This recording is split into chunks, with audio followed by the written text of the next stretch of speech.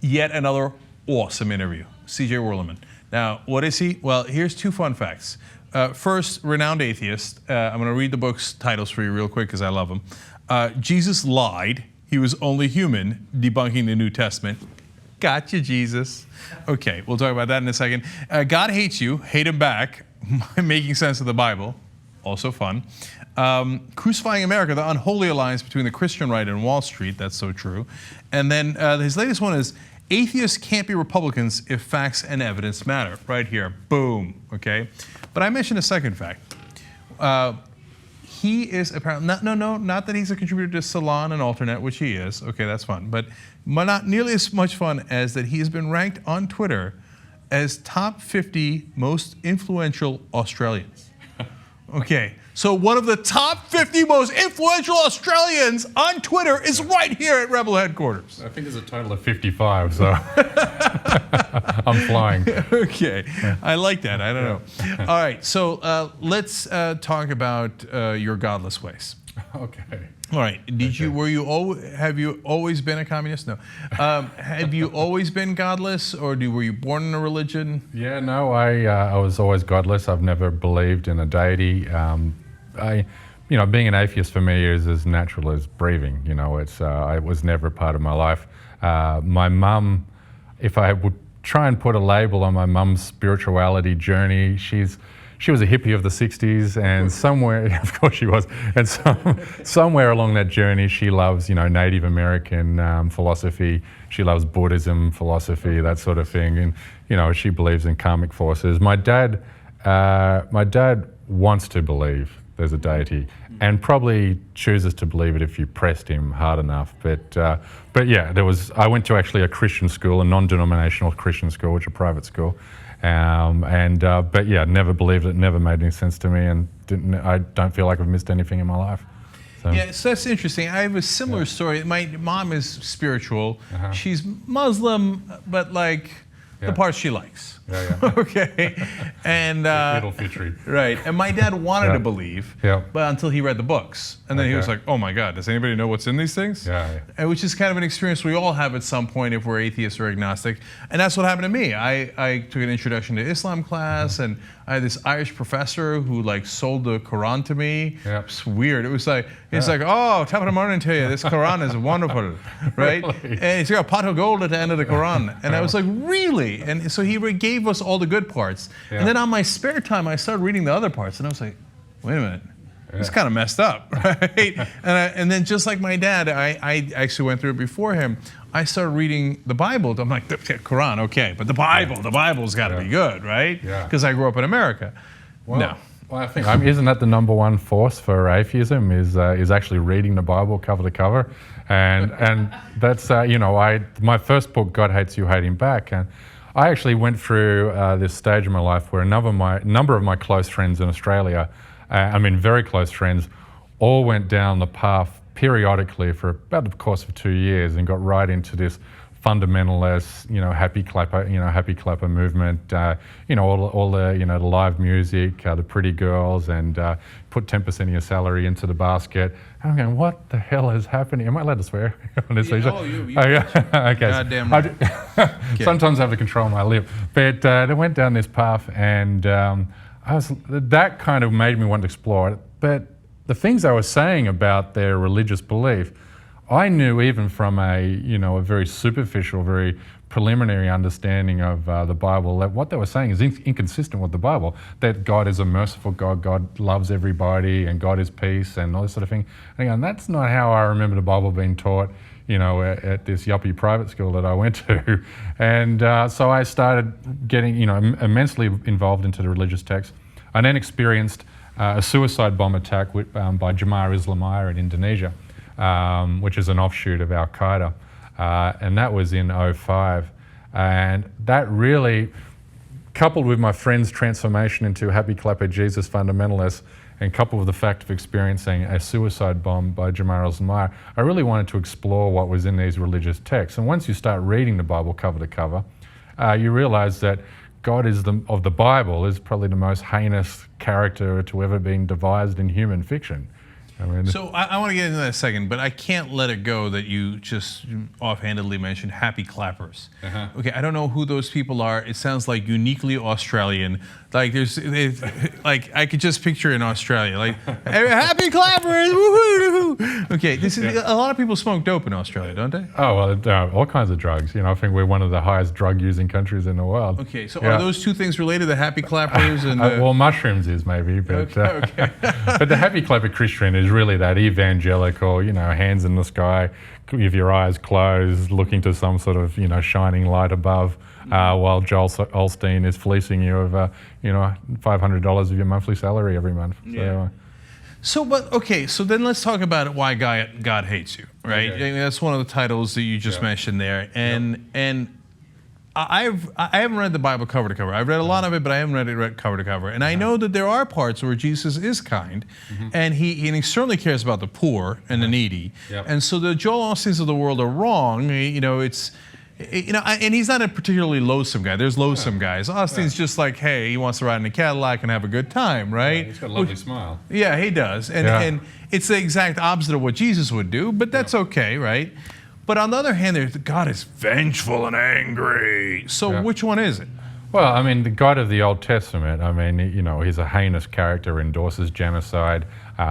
If you rape a woman, if you have sex with a donkey, you're put to death. But if you rape a woman, you just pay her dad 50 shekels. So, that's literal. That's literal. That's in Deuteronomy. So, and all through Joshua, the genocides of wiping out people that occupied what's supposed to be the promised land for the Israelites, there's no moral justification for these acts. But then Jesus comes along, and Jesus was a Marxist before Marxism had a name.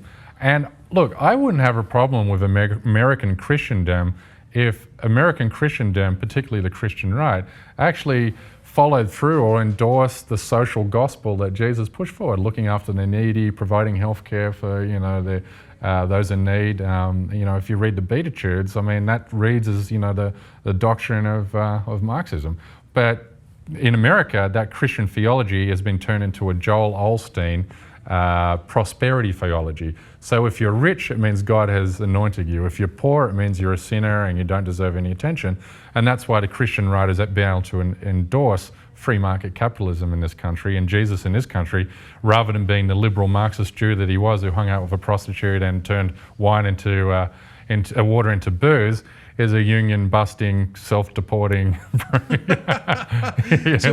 hardcore conservative. My favorite stereotype nonsense of all history is when Christians would kill the Jews because they say, because you killed Jesus. But Jesus was a Jew. Like that's insanity. How could they have not? I don't understand. You Jews, you killed the Jew. So that's why we're really mad at you. Like, it makes no sense, but none of this makes sense. So then let's establish the things that are clear and then get to the things that are unclear. Okay. So Old Testament, yes, full of barbarism. And if the God of the Old Testament is so vicious that he would make any dictator look like chump change, right? So I remember one particular story, I don't remember which book it's from, but he says, tell the people of that area, again, all in the Holy Land, that they can have your daughters, because apparently your daughters, the Israelite daughters, are hot, which is actually true again today, if you've seen the Israeli models. And he says, but the thing is, you just tell them they need to get circumcised. And once they get circumcised, go in there, they'll be weak, and then you massacre all of them. And then kill their women and children. Well, where the circumcision started, obviously started with Abraham, but as Joshua is to slaughter, Jericho and so forth, he's got his army of 50,000 men, and as they're about to go into battle, he says, all right, there's one more thing, boys. Before we do it, we've got to chop off the tips of our dicks to please God. Can you imagine the God up the back, when Joshua says, is there any questions? I bet there is one. So, but that's the Old Testament, and as capricious and heinous and vindictive as the Old Testament God is, yes, Jesus was a Marxist who promoted peace and wanted to look after the poor and those sort of things. But Jesus, the trap that liberal Christians get themselves into in defending the New Testament, the Old Testament, is the fact that they'll say, oh, well, when Jesus came along, he got rid of all of that. Right. You know, the Old Testament's done, the New Testament came along, it's Jesus, and all you got to do is believe in Jesus and you'll make your way into heaven. But if you read clearly, Jesus says it on no less than umpteen occasions that I have not come here to change one iota of the law being Mosaic law, basically the laws, the 613 commandments stated in the first 5 books of the Bible. So he was there to defend the law. As you said, he loved being a Jew. He loved being a Jewish more than Woody Allen loved being a Jew. That's pretty significant. Yeah. So that's exactly what I was going to get to, because then the second thing to me that's clear is that people who say, oh, well, the Old Testament doesn't apply anymore, so you guys spare me your whole Leviticus stuff. Yeah. But then I say, great, then spare me your Leviticus where you say a man shall not lie with a man, right? Yeah. So that's out, right? They say, no, that's still in. Yeah. And then I say, okay, great, then we can get rid of Adam and Eve. That was silly, that was just a fairy tale, right? That's in the Old Testament. They say, no, that one stays. So obviously they're hypocrites about that. They say it stays, they say it goes, depending on what's convenient, right? Yeah. Cafeteria Christianity, that's what it is. Exactly. But what I'm unclear about is Jesus. Mm-hmm. So there's the passages where he's the Marxist, but then there's the passages where he says, bring me a sword because I don't come in peace, I come with a sword. Yeah. So which one is it? Well, and that's the problem. When you read the New Testament, and my book, Jesus Lied, He Was Only Human, I actually show how the wild, irreconcilable contradictions there are in the New Testament. So what you have to remember is there are no eyewitness accounts of Jesus' life. Even though we have eyewitness testimonies from people that lived, or contemporaries that lived in his time, like Cicero and so forth, Caesar. But of Jesus, there's nothing. No eyewitness testimony, no self-written manuscript, no ditty or poem on why maybe killing your daughter for not observing the Sabbath is probably not a good idea. Nothing. We have nothing of this guy. So the only things we have written of Jesus is Matthew, Mark, Luke, and John, and the letters of Paul. But Matthew, Mark, Luke, and John never met Jesus. None of these guys met Jesus. Paul didn't meet Jesus. The first gospel to be written about the life of Jesus was Mark, and he wrote his somewhere between 50 and 70 years after Jesus' supposed execution. 50 to 70 years. 50 to 70 years. 50 to 70 years. Now, so he's taken campfire stories, passed down through the oral tradition, his ministry, his execution, his trial, and so forth. But then Matthew and Luke came along, and Matthew, another 20 years later, and Luke came along 20 years later, and they went, okay, let's take Mark's gospel. Matthew's like, I'm going to try and write a gospel which is going to preach to a Jewish audience.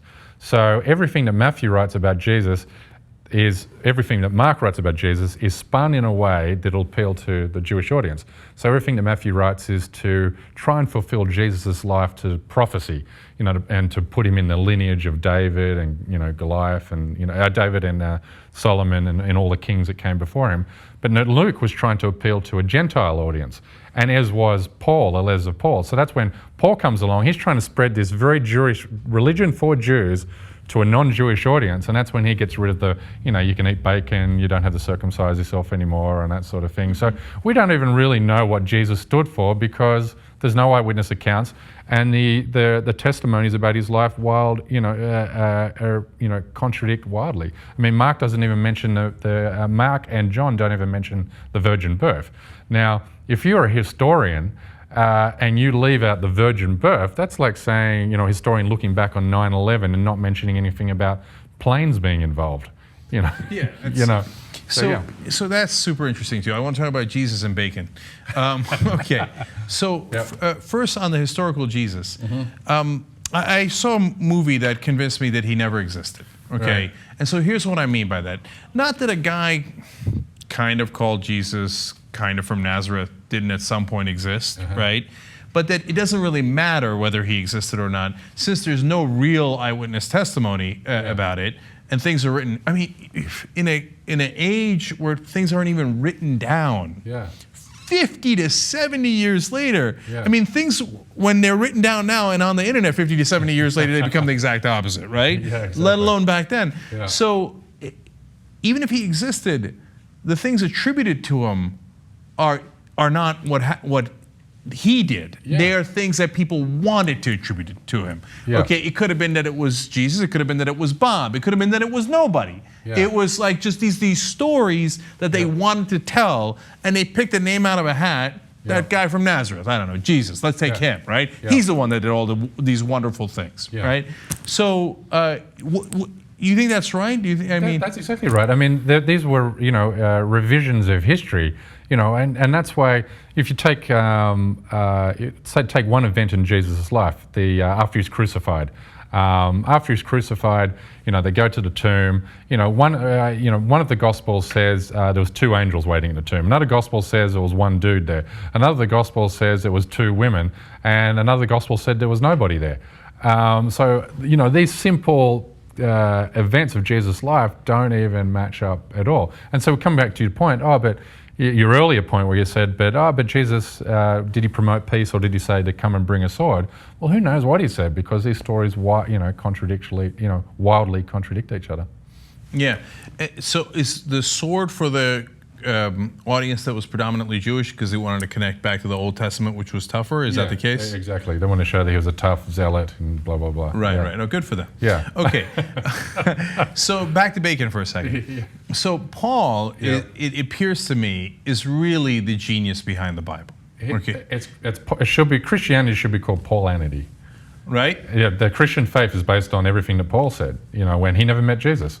He met his ghost, apparently, on the road to Damascus. Did. Oh, okay, well, that's good. Yeah, that's good. At least he got the ghost. Okay. That's okay. That's logical. Yeah. Okay. Unbelievable. Yeah. Today I was doing on the show, I was doing a story about the Yazidis, which is a very horrible and tragic story, but they believe in not a pelican angel, a peacock angel.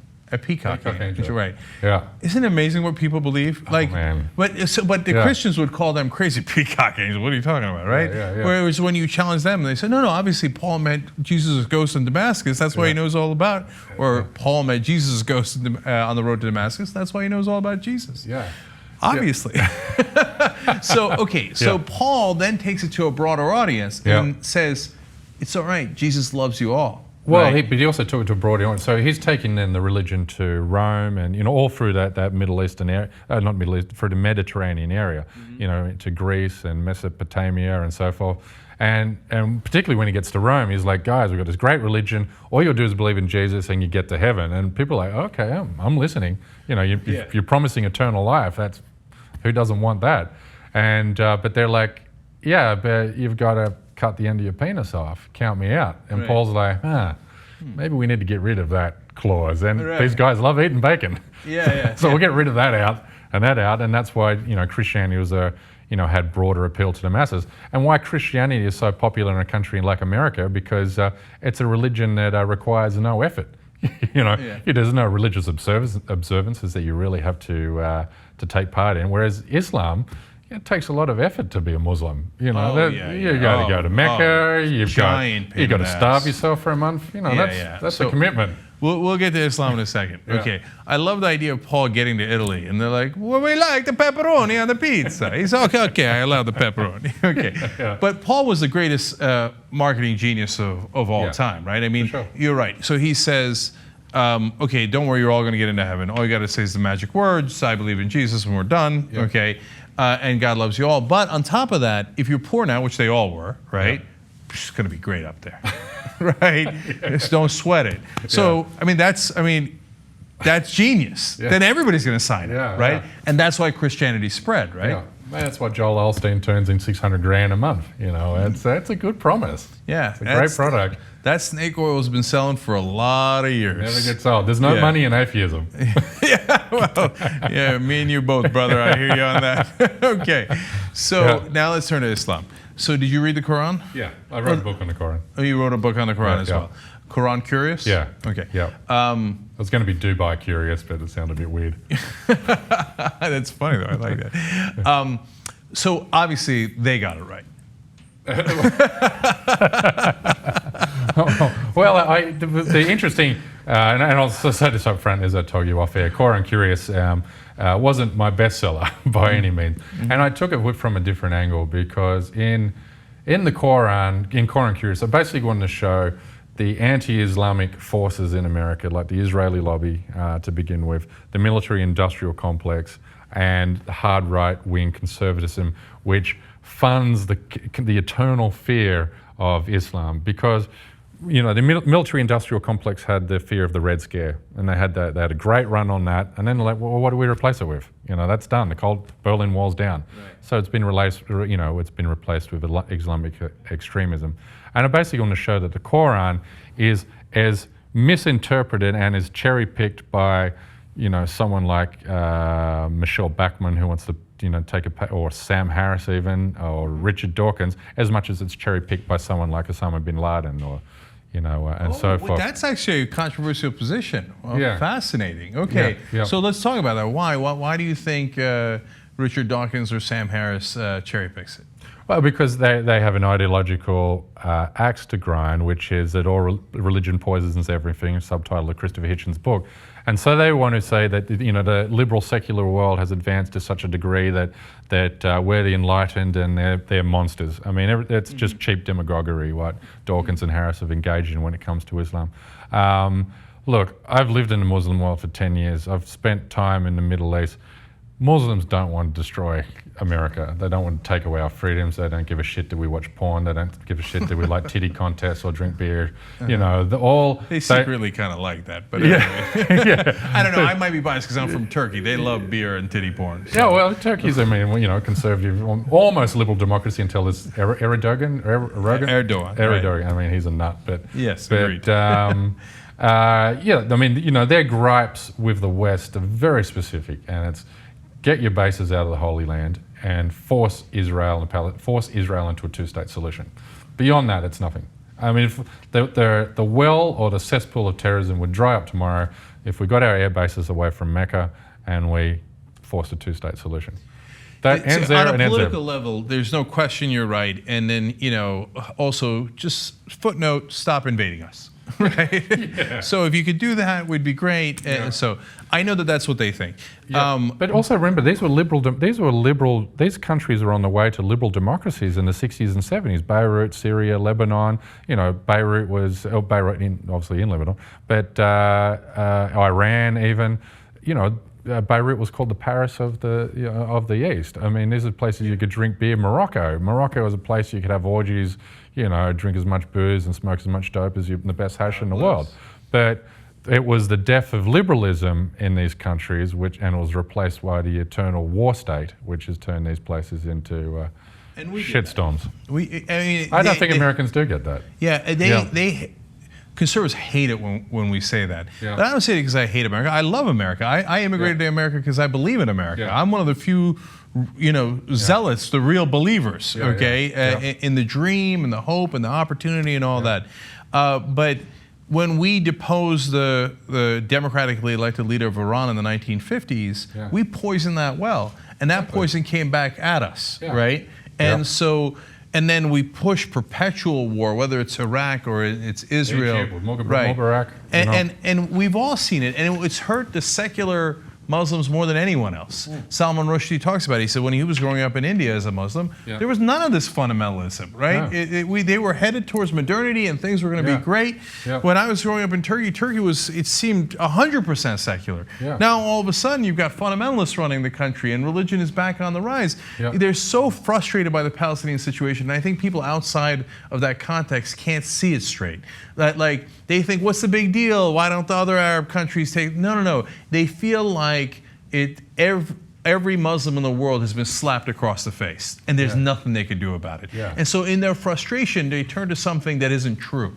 Okay, they turn to the good old days, which weren't... Actually, the great irony of that is that when the Muslims were at the top of the world, had the largest empire, they were 1,000 times more modern than the Muslims today, right? They were the leaders in science. They had the great in mathematics. They were they had the biggest libraries in the world, etc. So the golden days of Islam was when it was more liberal. Okay, but they misunderstand that, and they, in their desperation, go towards that. But when it comes to the religion itself, it's equally wrong. Yeah, absolutely equally wrong. I mean, there's no doubt about it. But you know, the reason why the Middle East and these fundamentalist religious movements have taken hold is because we helped propel the death of liberalism in these countries. We helped kill these liberal democracies. And when you kill liberal democracies, you leave a vacuum that can only be filled by proto-fascist religious movements. That's what's happening here in America today. The reason the Christian right is on the verge of either a takeover or a makeover of America's secular democracy is because liberalism is dead in America. Liberalism died with the election of Reagan in 1980, and then Clinton buried its body when Clinton, embraced deregulation of Wall Street, embraced free trade, NAFTA, destroyed the unions, gutted welfare. So we've basically had 3 decades of non-stop conservatism in this country, which has destroyed the middle class and the working class. And when you destroy the middle class and the working class, which is what happened in these countries in the 60s and the 70s and the 80s in the Middle East, you now give rise to the emergence of far-right ideologies like the Christian right. And we stand on the precipice of a fascist uprising in this country because the middle class is shrinking at an alarming rate. Income inequalities are off the chart. We're the most unincome equal country amongst OECD nations. So when the Democratic Party embraces the sanctity of the free market, like Republicans have, well, what's to separate the two parties on economic issues? And when you take economic issues off the table, all that's left is the culture wars, gods, guns, and gays. So the white middle class with no prospects, facing bankruptcy and foreclosure, debt, and no prospect for the future, they cling to God, guns, and religion. And that's why, these proto-fascist movements take place. And we're seeing an alarming rise of far-right ideological violence in this country right now. I hear you on all that, but don't worry, we're going to rise up before they do. Okay, so don't you worry about it. Well, you're more optimistic than me. Yes, I am. Yes, I am. Yeah. Okay, so but let's talk about the last book here, Atheists Can't Be Republicans. Mm-hmm. Now, S.C. Cupp would claim otherwise. And Karl Rove. You're right. Yeah. Well, Karl Rove doesn't claim to be an atheist. I think he has, hasn't he? Well, he said it, but he tries to bury it now. I mean, he certainly doesn't come out on Fox News and be like, over here, I'm an atheist, right? No. So, but he clearly is. But that's so. So, what's your sense of it? Why can't they be Republicans? Well, we like smart people. Number one, but number two, the reason you're an atheist is because you see no evidence for the existence of a deity or a God. Now, if you apply that same litmus test or logic to your political ideology, then organised religion is false and dangerous in every which way that conservatism is false and dangerous. Every policy of the Republican Party in the last 3 decades has been proven abjectly false. They said the stimulus, the economy was driven off the cliff through Wall Street capitalism or casino capitalism. We're losing 800,000 jobs per month when Obama came into office. Every economist, impartial economist, says you need stimulus. Keynesian economics to get the economy started. The Republicans said no, it'll cause inflation, big spending liberals, here they go again. It'll only exacerbate the economy into a downward spiral. Stimulus added 2 to 3 points of GDP growth, created 6 million job years to the economy, has been a success by every metric, and it could have been doubly successful if the Republicans had have allowed the stimulus to have been double of what it was. That's one policy. Bush trickle-down economics. They continue to prescribe trickle-down economics when, again, every non-partisan economist in the world has described it as an abject failure. And the Bush tax cuts. The Bush tax cuts are the biggest tax cuts for the rich since Reagan in 1980. His cuts in 81, 82. We had the worst job growth in this country since World War II. And that's not even taking into consideration the GFC or the Great Recession crash of 07, 08. Then you go into climate change, and you go into the separation of church and state, and then you go into evolution. On any policy you pick, they've been proven wrong. So that's interesting. I come at it from the other side of it, but agree in the sense that I think that the right wing chose religious people to target because they thought, well, these people, we can get them to believe unbelievable things, right? So they don't work in the logic-based world. They work in the faith-based world. Yep. So we can just tell them, as I remember, I'll never forget, in 2004, I read an Associated Press article. They interviewed this woman, and they asked her about all these Bush policies right before the election. She doesn't like any of them, but she doesn't know it. She says she loves Bush, but she's against everything he's done when asked individually. And then they say, so why are you voting for Bush? Like to have a beer with him. No. He's with God. Oh my God. But how do you know that? They just told you that, right? Yeah. But there's no facts to back up that Bush is with God. But she doesn't need facts. She just needs an authority figure to say that, right?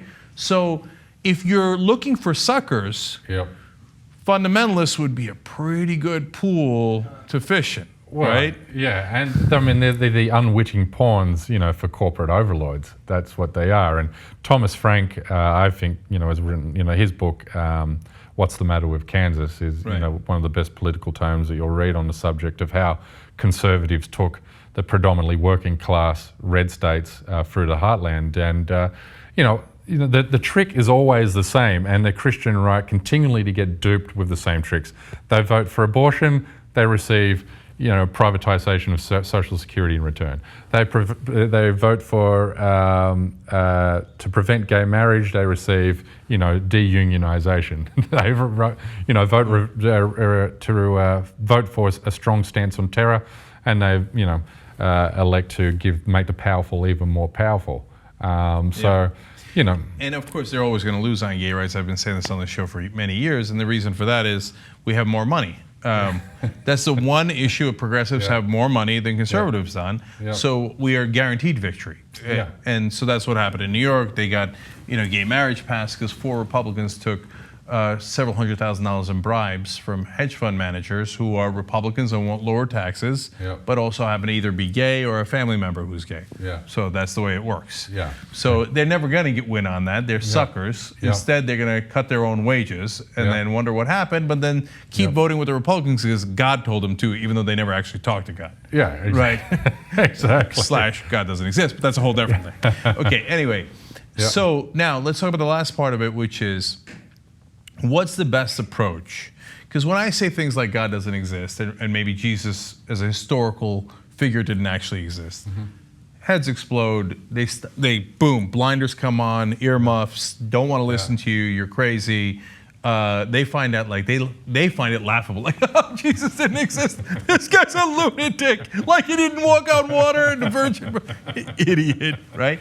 So what's the best approach to get people on our side? What's your take on that? Well, I don't think we have the fight too hard. I think it's happening anyway. If you look at millennials, old white people that cling to gods, guns, and religion, they're on the way out. They can't live forever unless they eat an abundance of acai and green tea, but they're dead.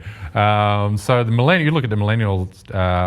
75% of millennials are for same-sex marriage. Millennials are shunning organised religion, whether that's because of the scandals of the Catholic Church, whether that's because of the overzealousness of the Republican Party or the Christian right. The fastest two growing religions, if you include atheism and religion, which is clearly not, atheists are the fastest growing minority in this country. Second to that is the religious affiliation nuns, the ones who call them nuns, spiritual but not religious. So it's happening on its own. And so what we're seeing is the final death throes of a white victimization minority politics, which is clinging onto the last vestige of the culture they once believed in. They see evaporating before their fingers. So we're going to win this battle, like we've won the battle on same-sex marriage, like we've won the battle on civil rights acts. Progressiveness, always wins in the end. So I'm going to write a whole book about that. But, So Washington pundits crack me up. Like, oh, it's a center-right country. Except conservatives are the Washington Generals of America, right? Yeah, in the short term, yes, they win a lot more than the Washington Generals do, right? But in the long term, they never win.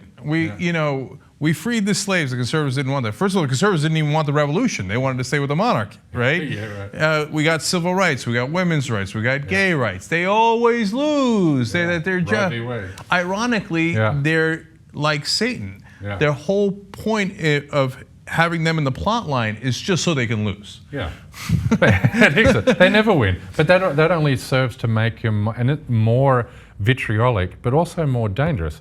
And that's why and I come back to this earlier point, the rise of right-wing violence is staggering in this country. You look at those two shooters, that husband and wife team that shot those two cops in Las Vegas, and they shot the Walmart employee. Now, if you read their manifesto, that reads two white people that listen to nothing but Fox News, who are becoming totally disillusioned with the political solution because they see Hispanics pouring across the border. They see a black guy in the White House who they believe is coming for their guns and their religion. And, you and I hear rhetoric like that and we just dismiss it as hyper-partisan, hyperbolic rhetoric. Somebody who's unhinged and living, and as a member of a right-wing militia somewhere in the deep south, they think, righto, time to lock and load.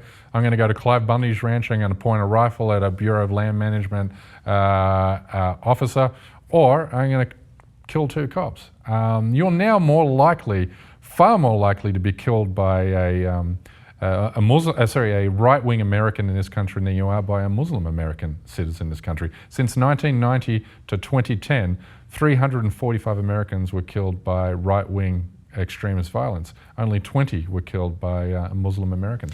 I mean, we talked about how it's a dangerous combination to have Republican right-wing politicians joined up with God, because then you get people to shut off logic and just go in a direction and then wind up doing themselves economic damage. But we also talked about God, guns, and gays. The first two parts of that are also incredibly dangerous. And when you have people who have stopped thinking logically and have eschewed the reason-based world, and then you give them weaponry, that's pretty scary. So I see it as, and this is interesting, that progressives are going to win. That's why I'm hopeful, because we've always won, right? But we're in a race against time, right? Before they close off all the windows and we go towards the fascist state that you're talking about, right? Because they got the guns, they're mad, they've got all the money, the corporate donors, et cetera, and they've fixed the system now. The guy with more money wins 95% of the time, so we're screwed on that.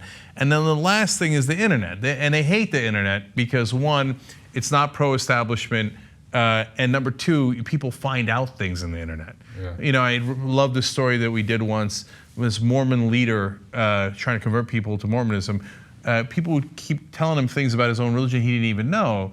And he's like, where'd you see that? And he'd be like, they're like the internet. So he went on the internet and he looked, he said, oh my God, you're right. It turns out we're supposed to believe this. Oh, this is crazy. And he stopped, he stopped being a Mormon, right? Wasn't Mitt Romney, was it? No.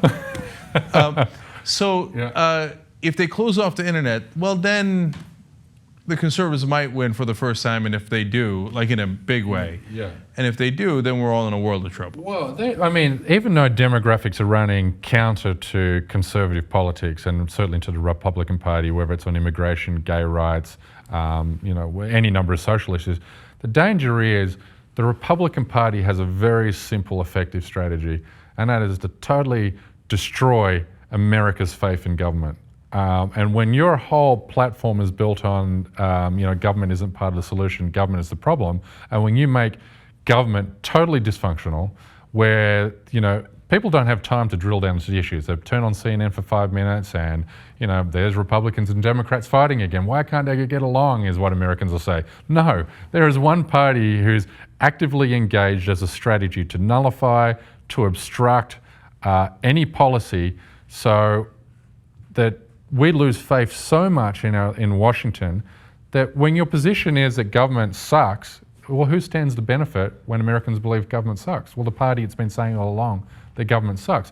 So if we go to a low turnout election, which is the whole Republican battle plan, make Americans so disillusioned with the electoral system, have a massively low turnout, they have every chance of winning, which is how Bush beat Gore in 2000. Right. One, because they have more money, and two, because they have convinced the 25% of the country that is evangelical, Christian fundamentalist, to always vote with Republicans because Republicans are with God. Right or wrong, it doesn't matter. Turn off your reason and vote Republican. And it unfortunately happens in a lot of countries. That's what happened in Turkey, which is all the other politicians are corrupt, and the whole, it's a mess, etc. And they can't keep any coalition together. But the religious coalition, the one that keeps winning, never breaks because they never question. Right? So they all say, oh, what do my leaders say? I'm supposed to vote for Erdogan? I vote for Erdogan. They vote for him every time, and he's the only one that can collect enough votes in a parliamentary system to win. So that's why I'm always scared of parliamentary systems, because you can always find 25% of a country that's religious fundamentalist, and then they can take over. But here they've managed to do it anyway, without a parliamentary system. Okay, well, fear not, everybody. We're going to fight back. Okay, we're going to fight back through the Young Turks, through CJ's books, which you should read, and through Wolfpack, of course, wolf-pack.com. We're going to regain our democracy. But latest book is Atheists Can't Be Republicans If Facts and Evidence Matter. Check it out. CJ, thanks so much for being on. Thanks, we man. appreciate it. Yeah, lovely. Yeah.